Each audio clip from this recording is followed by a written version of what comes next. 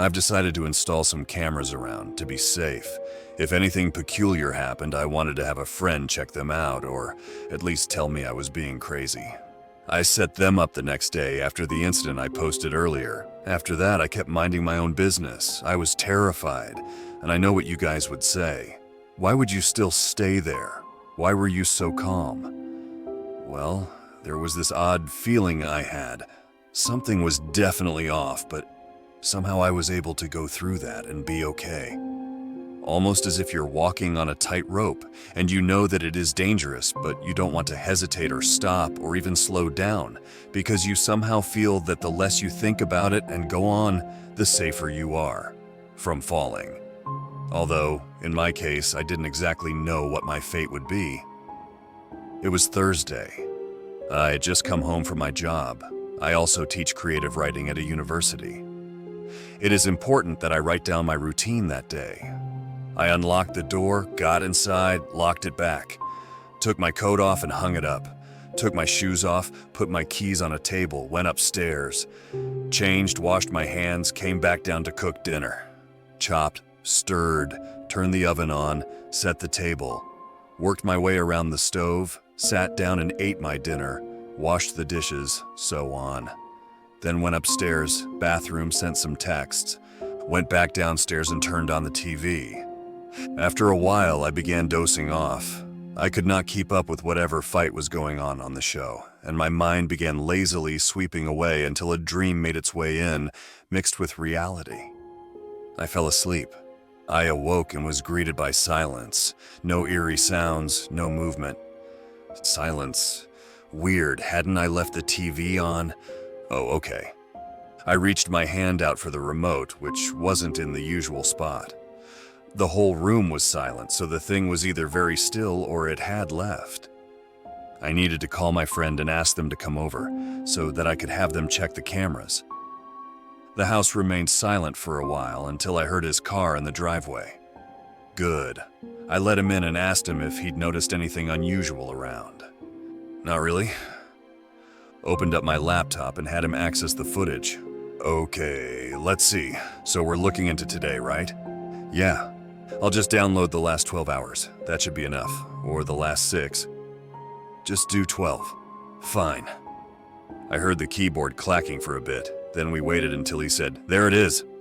Ahem, fast forward, nothing unusual, house empty. Here you are, coming home from work. You're taking your coat off, shoes, keys, went upstairs. Nothing there, fast forward, here you are again. Back down, open the fridge. He fell silent for a while. At first I figured he wasn't seeing anything, so he got tired of narrating what I was doing. I even thought the thing might not even show on camera. I didn't need another person to think I was crazy, but then the silence had gone on for too long. So what do you see? Are you fucking with me or what? What? I heard him sigh. Look, I'm really not in the mood, so please tell me if you're fucking with me. What did you see?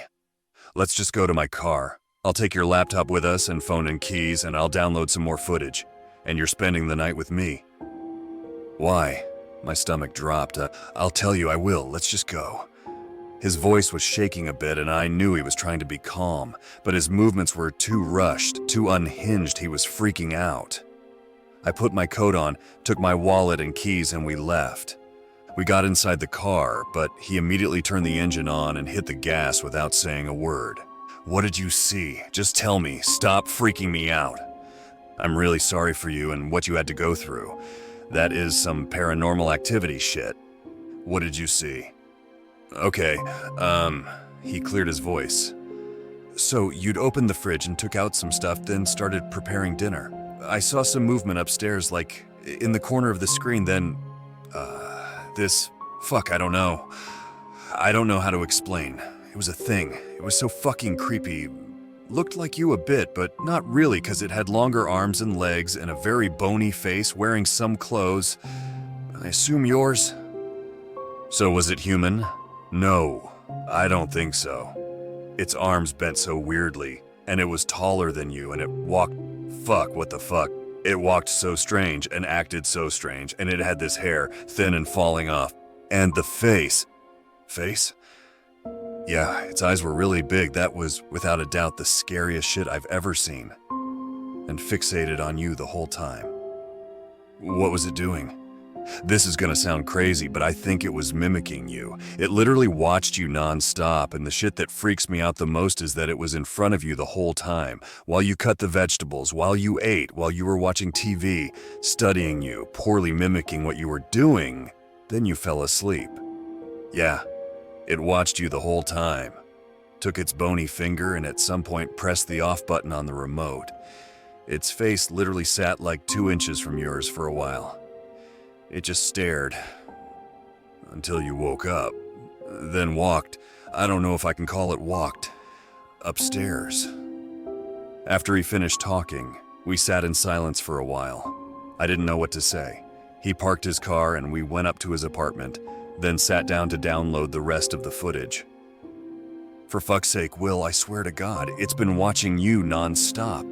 Like, I've downloaded the footage since the cameras were set up, so that's 2 months ago, and it's here. All the time. Sometimes it climbs up to the corner of your wall on the ceiling and watches, other times it shadows you. I felt sick. All this time when I thought I was alone, and that isn't even the weirdest thing. 2 months ago it didn't have hair. I think the hair is not its own. What? I think it got it from somewhere. I think it's picking at your hair while you sleep. It's trying to become human, to become you. I was about to throw up. Even in the movements, when you're not there, it takes your things, tries them out. It looks fucking terrifying. It is literally learning, studying you. I knew for some reason, and I didn't even need proof. I just knew it had come from the stairs, climbed up from whatever portal had been there, and I knew it was trying to lure me down there. So it could take my place, so it could become me. I explained everything to my friend. There was nothing I could do except get the fuck out. I didn't know how to close the portal, and I needed my friend's help if I wanted to try. I was trying to evaluate my risks, my options, when my friend said something that made my blood run cold. Look, if you don't go through that portal stuff, it will probably just kill you and take your place. I think the next time you return home, it will have figured that out. My sister knew now that I wasn't crazy anymore. Everyone had seen the footage. It's become some sort of news around my family, friends. They were all dying to watch it. Some morbid curiosity making them want to see what traumatized me for the past months. I was grateful they saw it too, but at the same time I had to move out and sell the house, and that was a bummer. I was struggling financially, and I knew I couldn't just buy another house. I had to sell this one first, and that obviously meant I had to go back there and get my things. I was not planning to go alone though. It took a while to try to convince my friend to come with me. He was really scared, but I had to get my stuff out, and that meant spending a few more nights there. So last month, me and my friend went back to the house. As soon as we entered, he let out a sigh. I asked what was wrong, and he just replied with, "It's been making some changes around here." What changes? Well, it took food out of your fridge. Your clothes are torn. I think it even slept in your bed. It's not gonna like you being back. I'm gonna assure that thing that I'm not staying. I'll leave soon enough, and it'll be free to torment whoever comes here next. Right. So, we started packing and cleaning. It was a bit harder for me, and we called for backup, my other friend Jessica. She refused to come without her boyfriend. Now, the 4 of us versus that thing meant it would be too scared to do anything. I didn't know much about it. But from its behavior, I learned it mainly focused on me, and when its transformation would be complete, it would try to take over my life and send me to the other place down the stairs. We'd worked on it for a few days, and what we'd left was just some furniture to be moved. I was extremely grateful for my friend's support, who, unlike my sister, believed me from the beginning. We'd had so little due to left, just some furniture, as I said, is so little, and I hadn't expected it to end like this. It was me, my friend, the one who saw the footage first, we'll call him Adam, and my sister Lisa.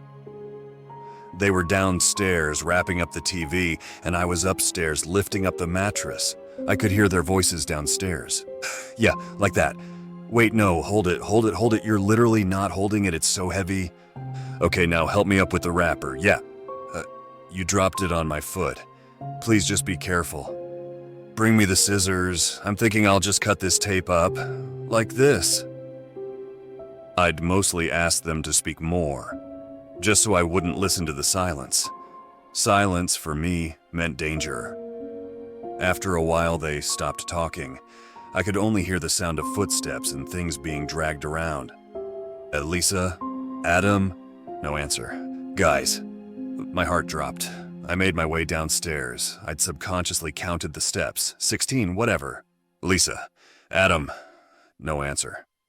Feeling around, the house was empty. No one was in the living room. No one was in the kitchen. Just boxes and clothes. I sat on the couch listening, hoping to hear some footsteps. But I was only greeted by silence so heavy, almost a being of its own. I had the urge to leave, made my way to the front door, but just as I was about to turn the doorknob, this feeling stopped me. I turned around and pressed my back on the door, feeling the phone in my pocket. Hey Siri, call Lisa. She picked up. Yeah? Will, is that you?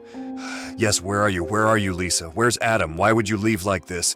You know you shouldn't leave me here alone. What do you mean? Where are you? In the living room. Her voice was shaking. Will, where are you? In the goddamn living room. There's no one here. I don't understand. You came down the stairs and you're now sitting on the couch looking at me. Who is this? Who is calling me from your phone? It's me, Lisa, it's me. I'm telling you, I'm in the living room. Then who is sitting on the couch if it's not you? The moment of realization hit both of us gradually. I knew who was on the couch, or what was on the couch. And I knew that wherever I was, that wasn't my house anymore. I had finally managed to go down to the other place, and the thing had come back up, but this time, with a more efficient disguise. Listen to me, Lisa.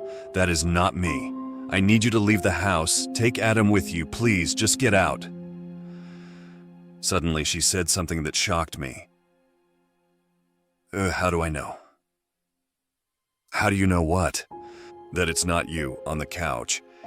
Is the thing just sort of staring at you? Yeah. Well, move around a bit. It knows I'm blind, so it will pretend it's blind too. And if you do something unexpected and it follows you with its eyes, you'll know. Okay. I didn't hear much next, just movement. Then I heard her say, "Oh my God, it's true. What do I do now, Will? I'm scared." I don't think it'll hurt you. Just don't let it know you know it's not me. Okay. I'll just go back upstairs and hope I can somehow make it out. Do you think it understands what we're saying? I don't know. Because if it does, then it also knows it know. I felt helpless, and for the first time in my life, I wished I could see so badly. I just wanted to get out of whatever this place was, back to my real house, but I could not find the staircase. I was stuck. What if I wasn't going to make it out of this place? Please stay on the phone with me. Okay, Adam, come here. No. What? He talked to the thing. He thought it was you. And what is going on? Adam, here, take the phone. I heard Adam's voice. Yeah. Adam, listen. This is me. This is Will. And I'm stuck in this place that up there is not me. Please don't talk to it. Don't let it know you know it's a copy. What? Will, is that you? Are you serious? Shut up, shut up. Whoa, buddy, don't touch me. Stay there. Freak. I need to call the police. Don't call the police. If it knows you don't believe it's illusion, I don't know what it will do. Lisa, take this. I'm calling the police. I'm tired of this shit. I heard some muffled voices and then Lisa again. Maybe it's good that he's calling the police, right? Maybe the thing doesn't understand we know it's not real. She stopped. Don't act scared of it, Lisa. Act normal. I'm trying, but it just stood up now. Please, I don't know what it can do. It's walking towards me. I'm just scared. You. What the fuck?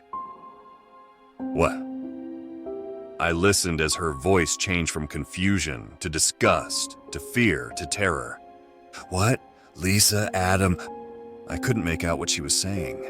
At some point, I thought I heard Adam. I was still desperate to feel around for that fucking staircase. I heard a thud, meaning she'd dropped the phone, and some screams, then muffled crying and some sounds I could not make out. At this point, my whole body was tensed up, and my heart was beating so hard I was about to faint.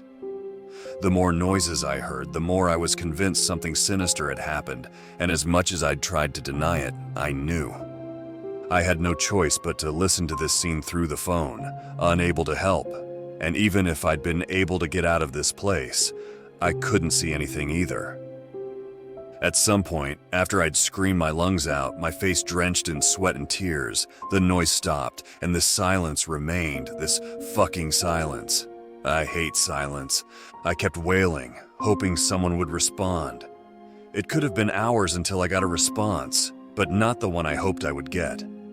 I heard some harsh movement, and then this hoarse, rotten voice that wasn't even a voice, but something like an animal trying to mimic a human. I think I'll just slip in. For some, it would have been comical, but I knew that was just one of the phrases I used to say. It had just mimicking me again. Bring in me the Tessors. I think I will cut this tap pee. I listened, petrified. Meanwhile, my foot hit something. Stairs. Was it letting me go? I climbed up the stairs and found myself in my hallway. I could feel the familiar carpet under my feet. I went downstairs and sensed this smell that I couldn't identify. The floor was slippery. Lisa, Adam. I heard something run up the stairs, and just like that I knew the thing had left for now. But my mind wasn't on the creature, but on Adam and Lisa. Guys, walking around in the slippery floor, my foot hit something. It felt like hair. Nothing in the world could describe how I felt in that moment. There is nothing I can type down here which will help you visualize, because not everything feels like something else. There is no analogy I can make. When you discover a crime scene, you usually see it first. I hadn't. I'd just been walking around their bodies clueless for a good few minutes. You know how it feels to not know something is blood until you slip on it? To have to see if someone is alive by desperately feeling around her to find their hand, neck, pulse. To just crawl around in their blood, running your hands through the mess, trying desperately to see any signs of life, calling out their name. I heard the door open, and I realized the police had come. Adam had probably called them, and they had finally managed to make an appearance. They found me obviously covered in their blood next to them. I didn't even know what the creature had actually done to them. No matter how hard I tried, they would not listen to me. They thought I was crazy. The next following days were a blur. Luckily, I had the footage of the thing from the past months, and the testimony of my remaining friends and family, plus Adam's call that clearly said, "Something is pretending to be my friend and it may hurt us." They had downloaded the footage of the actual murder, but they refused to describe it to me. They just asked me to rest. But I can't, because no matter what, I want revenge. I am determined to find out the story of this thing, the story of this house and its weird fucking portal staircase, and I want to kill this fucking creature, even if it is the last thing I do. For now, this is my final update. I might post more on my account, depending on what I come across. For now, I need rest. I've begun seeing a therapist, and I'm recovering. I still get nightmares. I wonder what I could have done better, but the truth is, I think I was doomed from the beginning. From the moment I'd counted one extra step on my staircase, the nightmare had begun.